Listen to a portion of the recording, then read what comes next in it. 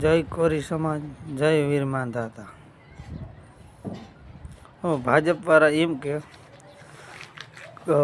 નરેન્દ્રભાઈ મોદી વડાપ્રધાન દુનિયામાં ડંકો વગાડ્યો, પણ કહેવાનું દુનિયામાં ડંકો વગાડ્યો, લેણું કર્યું એનો લેણું તો જો ડંકો વગાડ્યો, વિકાસ તો ક્યાંય થયા નથી, ખેડૂતને ક્યાંય આપતા નથી, લોન ખેડૂતને નથી મળતી, સબસિડી નથી મળતી, ટેકાના ભાવ નથી મળતા, કપાસમાં બોટાદ કડદો કાંડ આલ્યો। આમ આદમી પાર્ટી કડદામાં લડ્યા, એમાં કાયદો વ્યવસ્થા બગડ્યા, એના હિસાબે જેલમાં ગયા રાજુભાઈ કરપડા, પ્રવીણ રામ। ખેડૂતમાં તો કાયદો ના હોય તો કાયદો ના બગડવો જોઈએ, કાયદો વ્યવસ્થા તો પોલીસવાળાને સાચવવી જોઈએ ને। પણ ભાજપના જ લુખા હતા ને પહેલાં જ રાખી દીધા, આ સભા થવા નથી દેવી।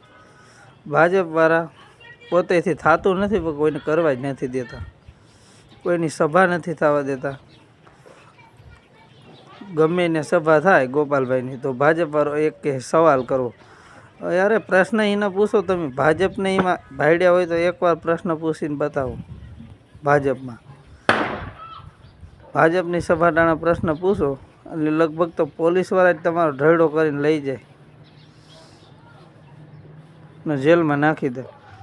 આ તો આમ આદમી પાર્ટી એક આમ આદમી એટલી ખેડૂતની પાર્ટી કહેવાય, એટલે કોઈને ઓલું કરતા નથી। નકર ભાજપની સભામાં તમે જાઓ ને પૂછો પ્રશ્ન, ભાજપના પ્રમુખને પ્રશ્ન નથી પૂછાતો તો ધારાસભ્યને ક્યાં પૂછાય?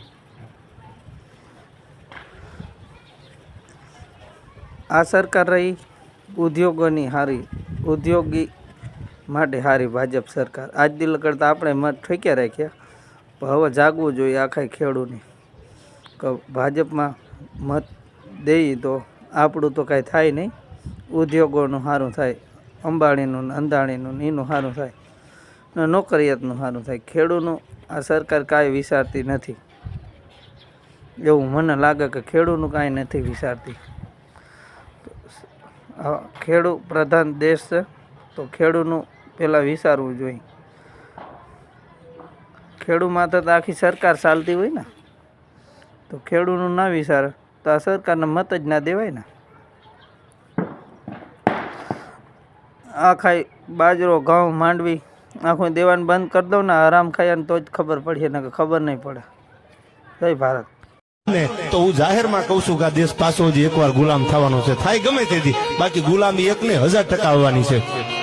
આ દેશનો ખેડૂત રાતને દી નાકા વાળે મજૂરી કરે, તાજને તડકો વેઠે અને અનાજ પકવીને બજારમાં લાવે ત્યારે ભડના દીકરા ભાવ બીજા કરે છે। ક્યાં સુધી આ દેશની કરુણતા તો તમે જોવો સાહેબ, આયા ન્યાય કોઈને મળ્યો જ નથી। અને આઈપીએલમાં મેચ રમવા વાળાની સામા કરોડો રૂપિયાના દા લાગે છે અને અબજો રૂપિયા